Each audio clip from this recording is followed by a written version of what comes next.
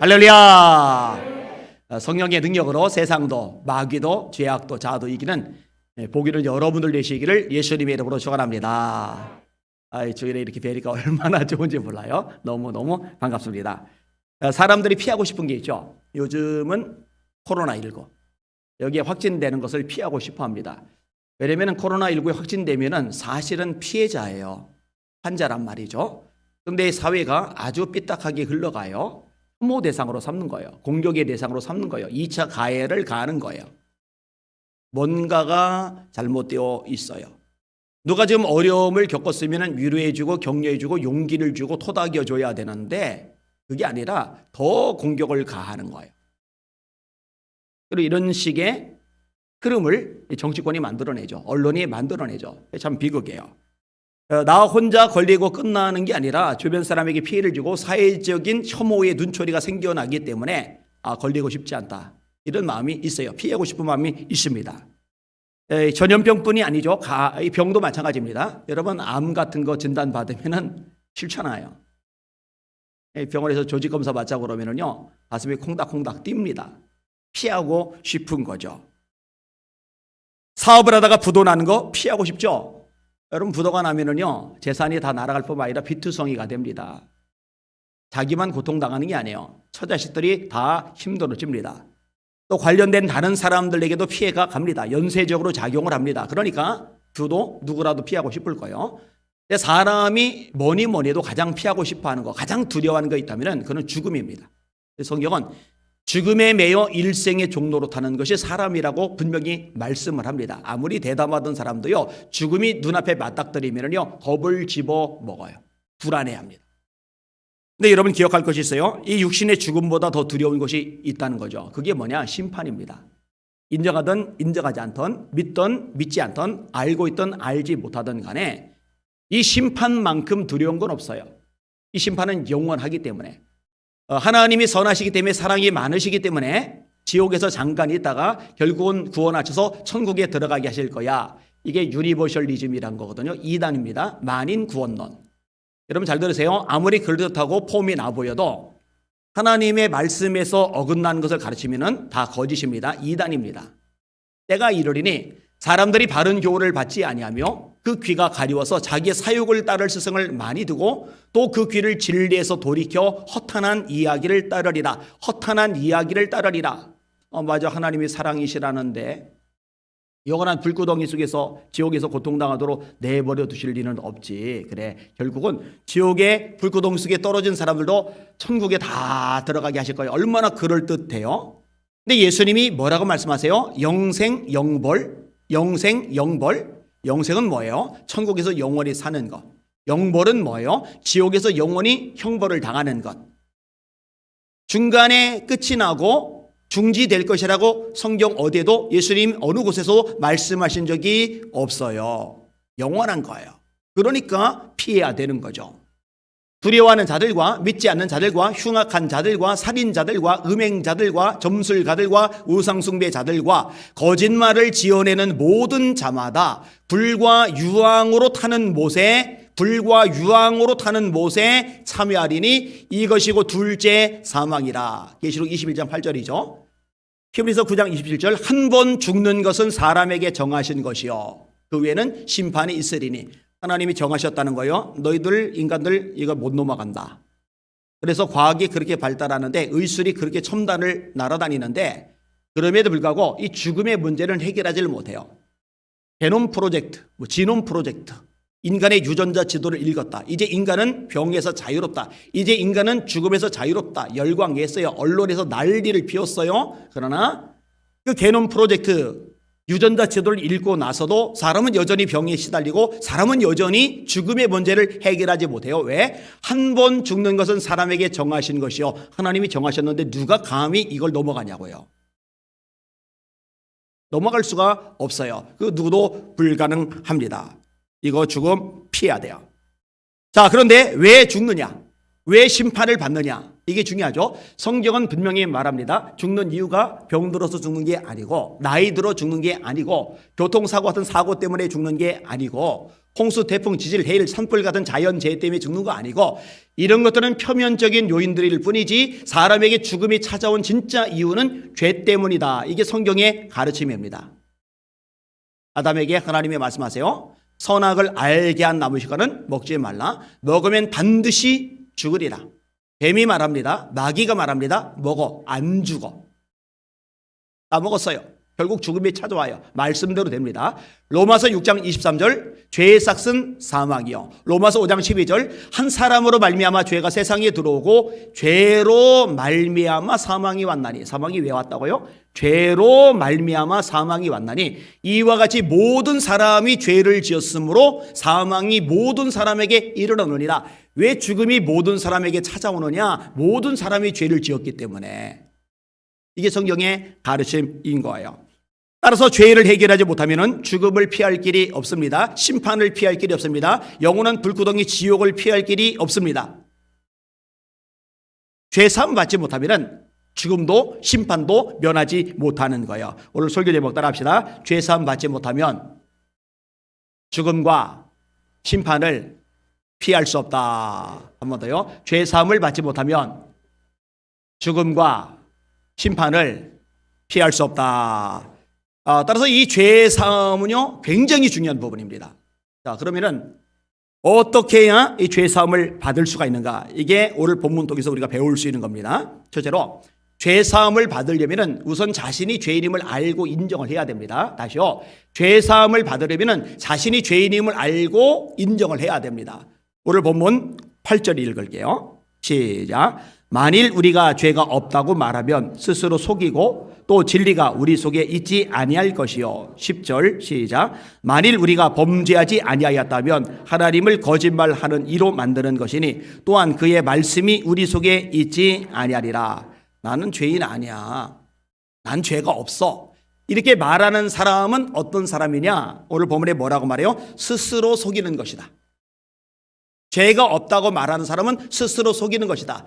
그러니까 자기도 자기가 죄인이라는 걸 알아요. 자기도 자기에게 죄가 있다는 걸 알아요. 솔직히 말해봅시다. 여러분 이기적이지 않아요? 자기중심적이지 않아요? 속에 탐욕 있지 않아요? 탐심은 곧 우상숭배라고 성경은 말씀하는데 음란하지 않아요? 거짓말 안 합니까? 하나님의 말씀에 어기는 거, 틀리는 거, 벗어나는 거 하나도 없어요? 아니요, 있어요. 자기가 자기를 봐도 사실은 죄가 있는데 아닌 척하는 거죠. 그래서 스스로를 속인다라고 표현하고 있는 겁니다. 또 하나, 하나님을 거짓말하는 자로 만드는 거랍니다. 무슨 말이냐? 하나님이 말씀하셨어요. 너희들은 다 죄인이야. 세상에 죄가 없는 사람은 아무도 없어. 하나님이 그렇게 말씀하셨는데 아니야, 나는 죄가 없어. 그러면 하나님이 거짓말하신 게 되어버려요. 이해되시죠? 그러니까 내가 죄 없다라고 말하면 하나님을 거짓말하는 자로 만드는 거야. 이런 표현이 가능한 거예요. 다음에 또 하나, 우리가 만일 죄가 없다고 말하면 우리 속에 진리가 없다. 또 하나는 우리 속에 말씀이 없다. 근데 말씀과 진리는 같은 겁니다. 말씀이 진리니까. 자, 진리가 우리 속에 있다면 진리에 비춰서 잘못된 것이, 거짓된 것이, 죄악된 것이 드러나서 알게 되는데 진리가 없으니까 인식을 제대로 못하는 거죠. 내가 죄가 없다고 생각하는 거죠. 그래도 남보다 깨끗하고 남보다 도덕적이고 남보다 윤리적이고 남보다 성실하고 남보다 착하고 남보다 어쩌고 저쩌고 이게 가능한 거죠. 왜냐하면 진리가 없으니까. 그러니 문제가 생기는 거죠. 그래서 죄가 있음을 인정하는 것, 이것이 죄사함의 중요한 출발점이다. 이렇게 말씀을 드리는 겁니다.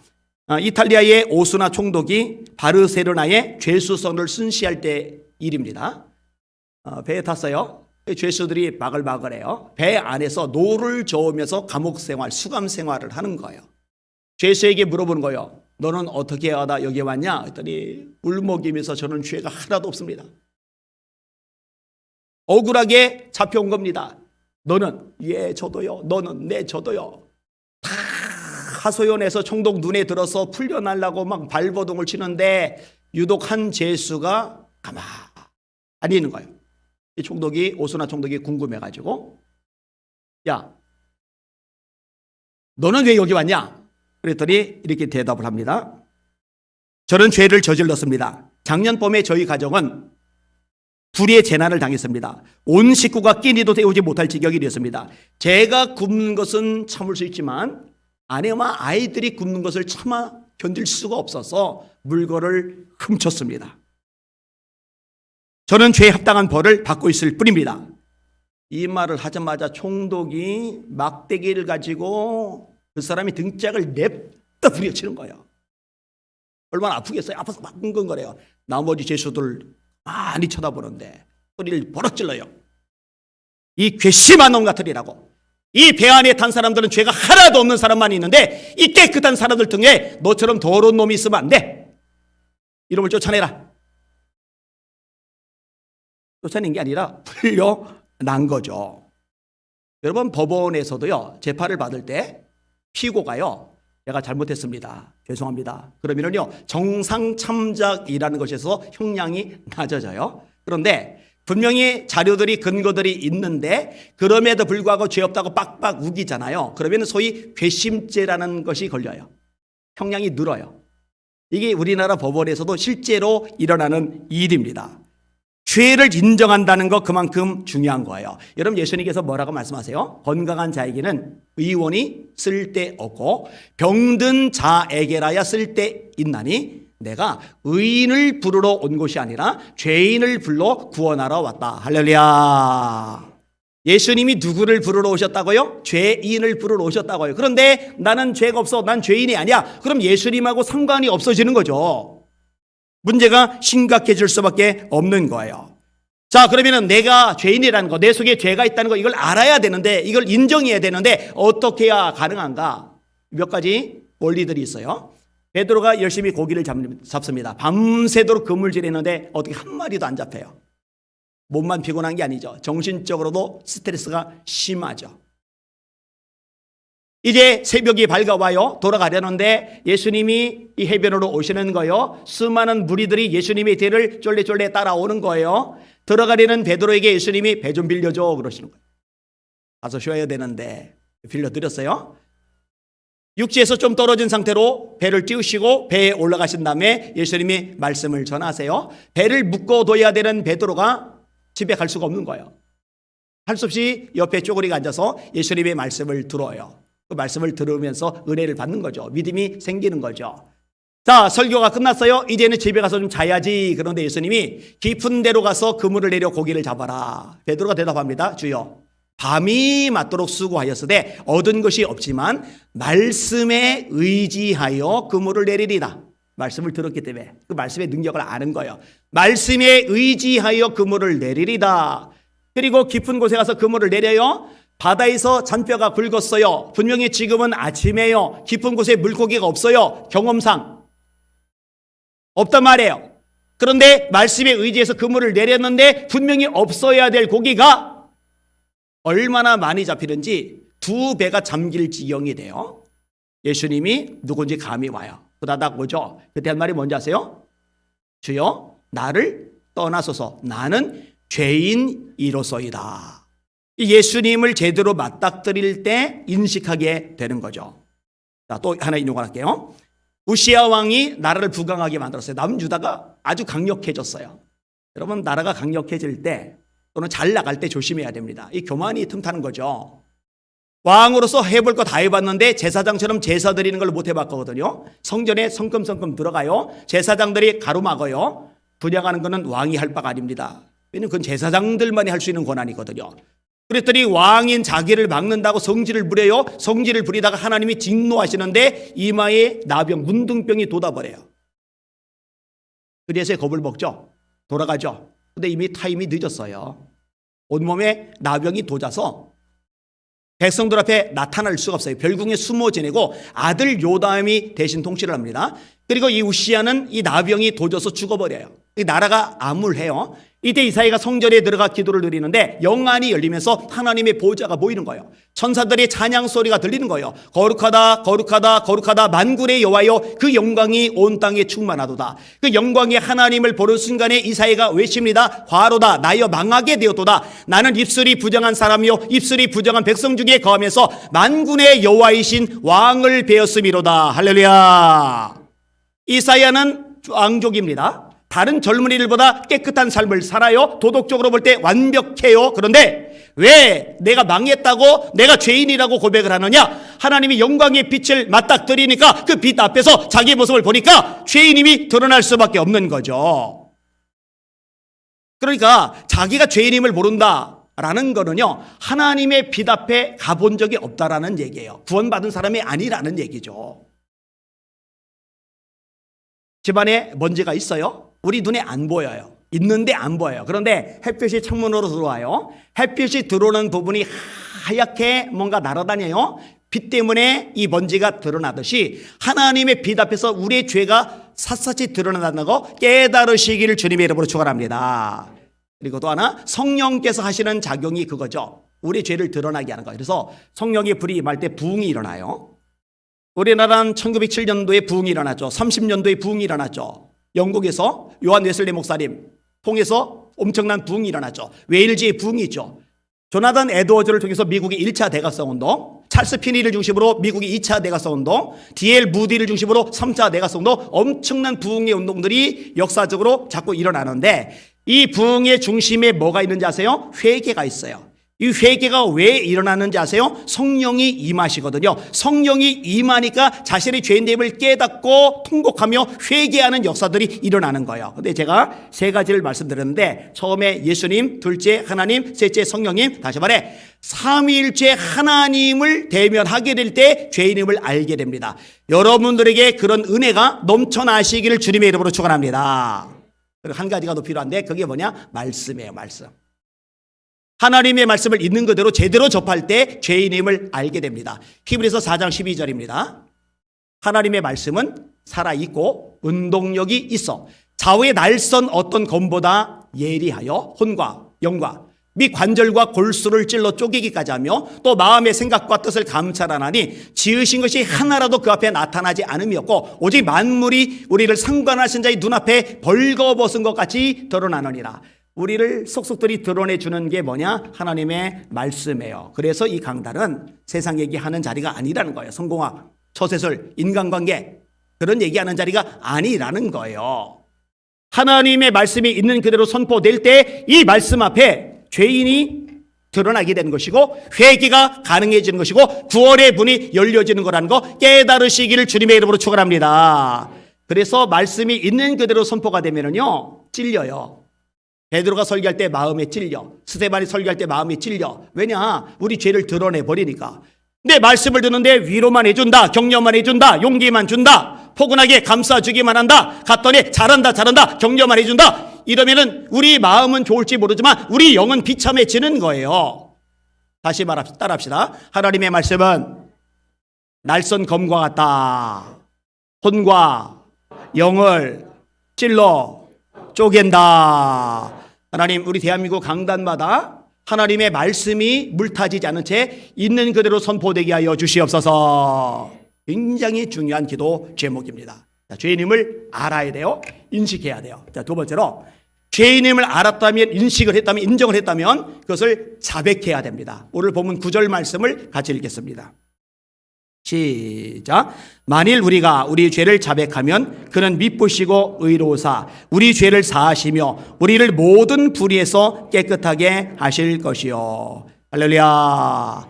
만일 우리가 우리 죄를 자백하면 조건 2절이죠. if 자백하면 그는 미쁘시고 의로우사 우리 죄를 사하시며 모든 불의에서 우리를 깨끗하게 하실 것이요. 다윗이 시편 32편에 이 부분을 고백합니다. 자백하지 않잖아요. 토솔하지 않잖아요. 그럼 이 죄가 해결이 안 돼요. 하나님과의 관계가 깨져버려요. 이사야 59장 1절과 2절입니다. 여호와의 손이 짧아서 구원하지 못하심이 아니요. 하나님께서 손이 짧아 구원 못하는 게 아니라는 거예요. 귀가 둔하여 듣지 못하시는 게 아니라 하나님께서 귀가 어두워져서 여러분의 기도 소리를 안 들으시는 게 아니라는 거예요. 그럼 왜 구원을 안 하시느냐? 그럼 왜 기도응답을 안 하시느냐? 성경은 분명히 말합니다. 오직 너희 죄가 너희와 하나님 사이를 갈라놓았고, 죄가 하나님과 우리 사이를 갈라놓았고, 그 죄가 그 얼굴을 가리워서 너희로 듣지 못하시게 함이리. 따라하세요. 내가 내 마음에 죄악을 품으면 주께서 듣지 아니하시리라. 하나님의 말씀이에요. 이 죄를 해결해야 되는데 남겨두는 거예요. 해결하지 않는 거예요. 그대로 품고 있는 거예요. 내가 내 마음에 죄악을 품으면 주께서 듣지 않으시리라. 그래서 회개 기도가 능력이 있다고 하는 거예요. 자, 다윗의 고백 들어보세요. 내가 입을 열지 아니할 때에 종일 신음함으로 내 뼈가 쇠하였도다. 주의 손이 주야로 나를 누르시오니 내 진액이 빠져서 여름 가뭄에 마름같이 되었나이다. 내가 이르기를 내 허물을 여호와께 자백하리라. 내 허물을 여호와께 자백하리라고 주께 내 죄를 아뢰고 내 죄악을 숨기지 아니하였더니 곧 주께서 내 죄악을 사하셨나이다.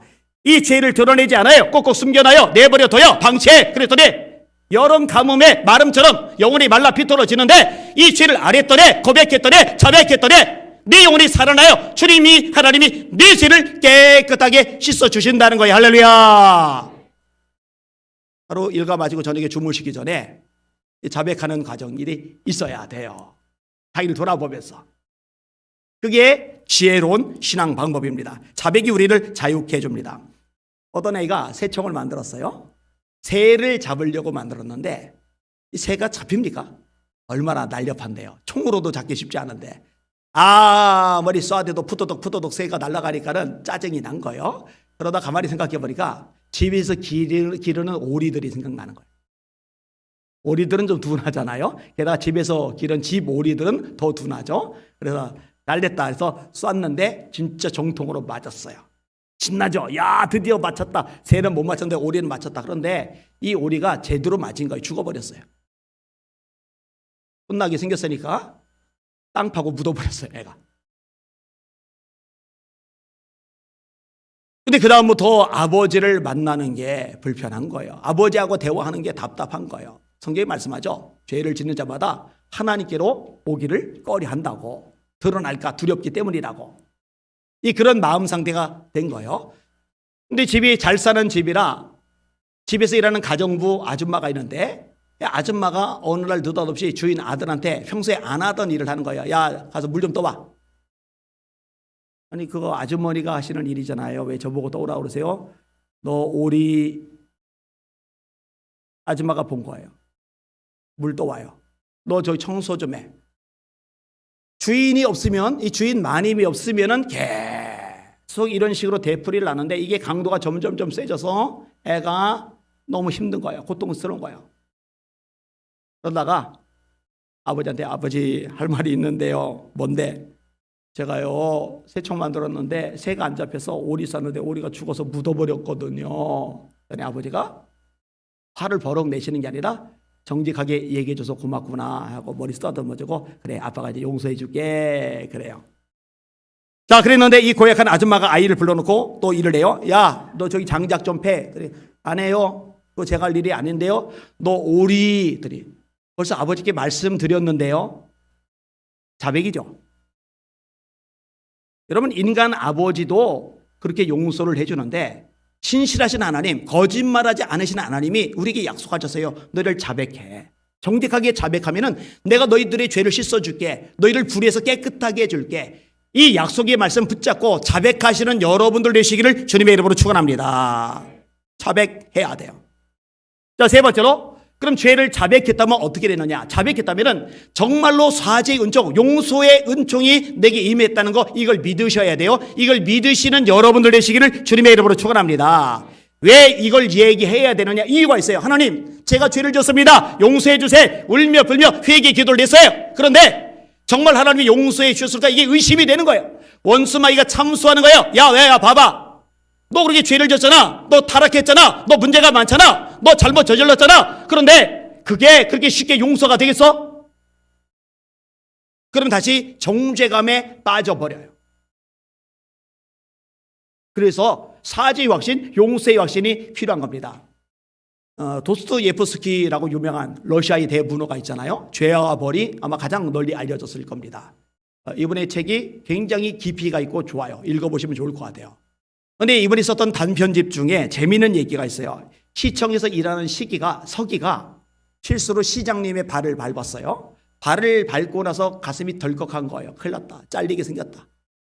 이거 잘리면은 어떻게 먹고 살지? 우리 애들 어떡하지?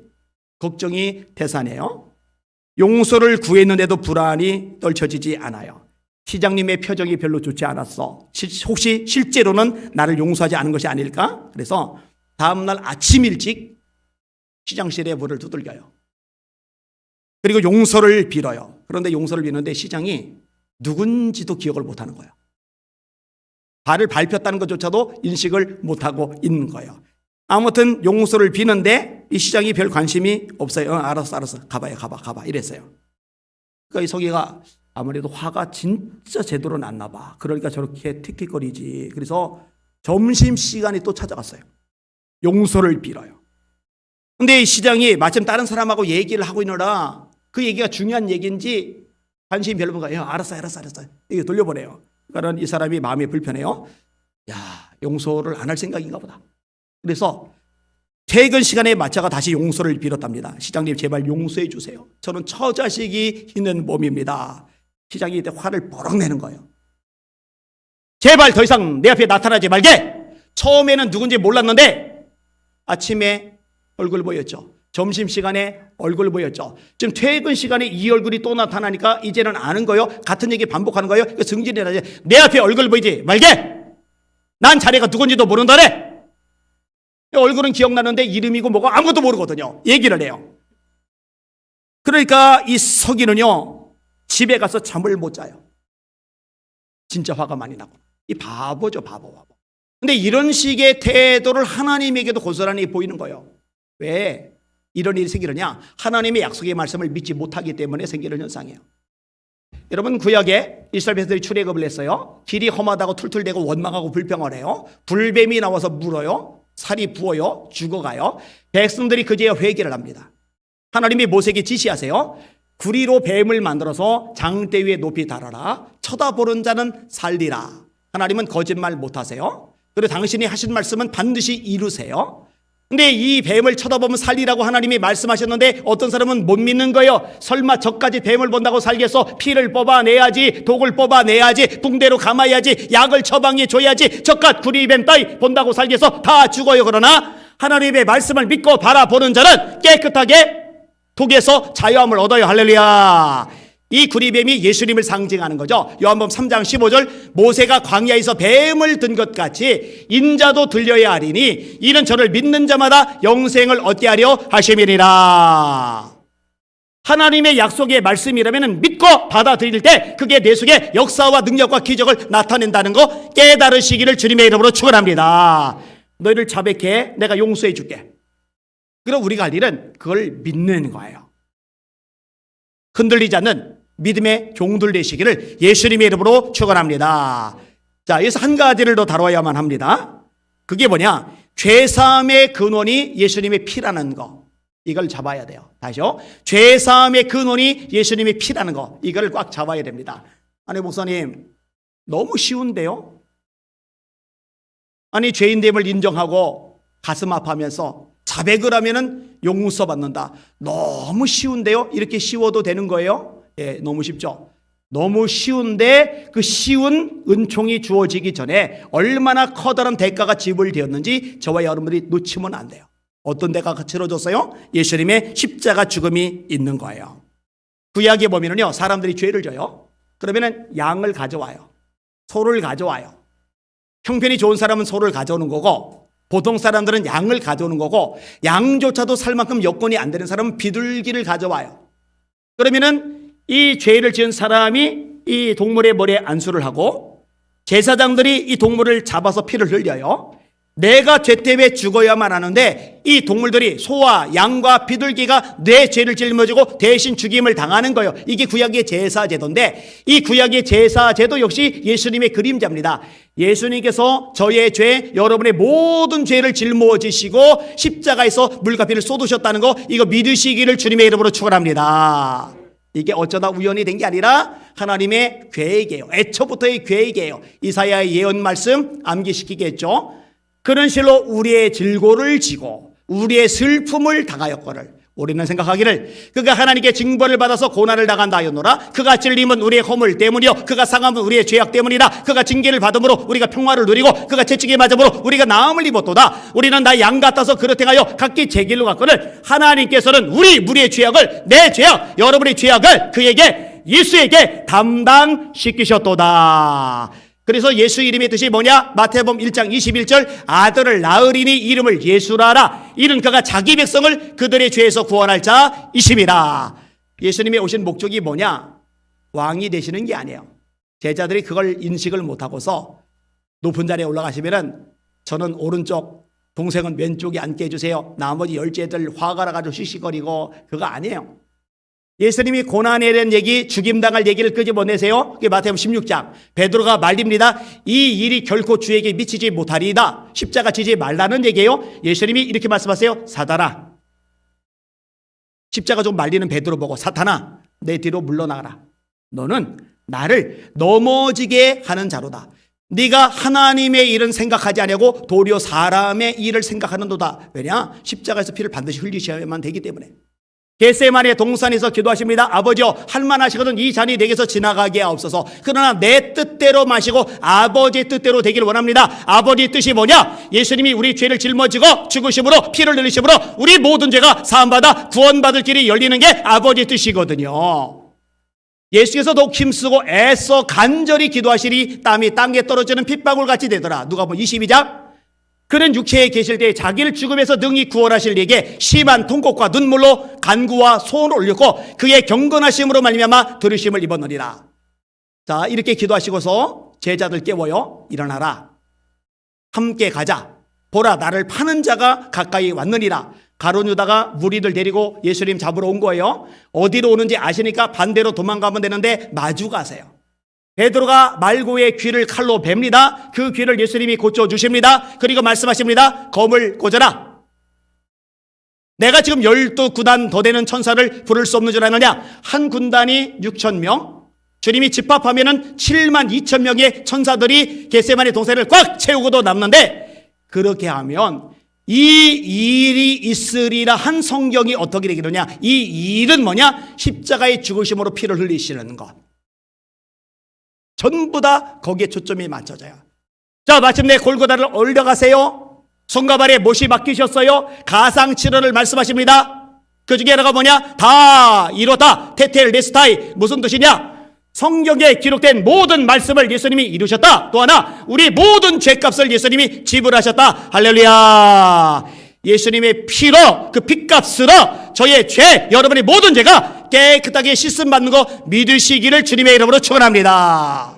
그래서 보혈 찬양이 많잖아요. 제가 종종 부르잖아요. 예수 십자가에 흘린 피로써 그대는 씻기어 있는가.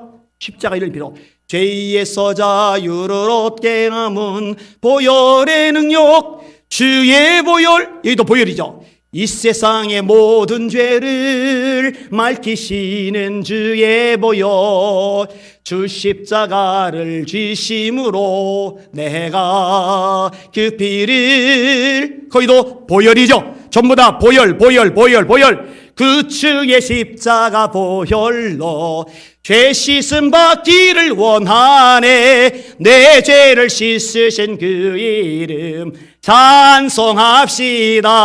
할렐루야. 찬송합시다. 찬송합시다. 내 죄를 씻으신 그 이름 찬송합시다. 이 찬양 가득하거든요. 말씀을 정리합니다. 죄 사함 받지 못하면 죽음을 피할 수 없습니다. 죄 사함 받지 못하면 영원한 지옥 불구덩이 심판을 피할 수가 없습니다. 여러분 한 사람도 빠짐없이 죄 사함 받으시기를 예수님의 이름으로 축원합니다. 한 사람도 빠짐없이 천국에서 만나기를 예수님의 이름으로 축원합니다. 죄 사함 받으려면 내가 죄인임을 알아야죠. 삼일체 하나님을 만남으로 말씀을 통하여 내가 죄 사함을 받으면 이 죄를 자백해야죠. 이 자백할 때 용서해 주는 거 믿으셔야죠. 그리고 그게 가능한 이유가 예수님의 피, 예수님의 보혈에 있다는 거 꽉 붙잡으시고 주님의 보혈만 붙잡고 날마다 전진하시기를 주님의 이름으로 축원합니다. 한국교회가요, 한눈 팔면 안 됩니다. 온갖 잡동사니에 눈 돌아가면 안 됩니다. 한국교회가 의지할 때 뿐은 딱 한 번 예수 그리스도 그분의 이름, 그분의 피 위에는 우리가 붙잡아야 될 최후의 보루는 없다는 거 기억하시고 기도하세요. 하나님, 예수님의 보혈의 능력으로 승리하게 하시고 한국교회가 주님의 보혈의 능력만 의지하며 세워지게 하여 주시옵소서. 아멘. 기도하겠습니다. 우리 말씀 기억하면서 기도하시는데, 하나님, 주님의 보혈로 저를 덮어 주시옵소서. 주님의 보혈로 우리 가정을 덮어주시옵소서. 한국교회를 덮어주시옵소서. 대한민국 땅을 덮어주시옵소서. 다른 것 의지하지 말고 예수님의 피만 의지하게 하여 주시옵소서. 우리 주여 한번 합심하여 기도합시다. 기도합니다. 주여, 하나님 감사합니다. 찬양과 존귀와 영광과 경배 받으시길 원합니다. 주님의 보혈 능력이 있도다. 그의 피 비두어 주의 보혈 그 어린 양의 매우 귀중한 피로다. 주님 맞습니다. 주님의 보혈을 찬양하기 원합니다. 십자가의 피로 화평을 이루사, 맞습니다. 보혈로 우리의 화평을 이루어줬습니다. 피 흘림이 없은즉 죄사함이 없느니라. 주님이여, 한국교회가 주님만 붙잡게 하여 주옵소서. 잡동사니 다 떨어버리게 하시고 주의 보혈을 의지하게 하여 주시옵소서. 보혈을 지나 아버지 품으로 조의를 지나 하나님께로 나아간다는 찬양 그대로 보혈을 지나 하나님의 보좌 앞에 나가 정결함을 받게 하여 주시길 바라나이다. 주여, 교회를 쓰시면 다니는 게 중요한 게 아닙니다. 직분을 받는 게 중요한 게 아닙니다. 이런저런 일을 하는 게 중요한 게 아닙니다. 주의 보혈의 능력을 힘입어 하나님의 보좌 앞에 나가야만 합니다. 주여, 역사하여 주옵소서. 주여, 정결하게 하여 주옵소서. 주여, 새롭게 하여 주시옵소서. 주여, 무장하게 하여 주시옵소서. 주여, 주님만 바라보며 주님만 의지하며 주님만 앙망하게 하여 주시옵소서. 감사합니다. 예수 이름으로 간절히 기도합나이다. 아멘.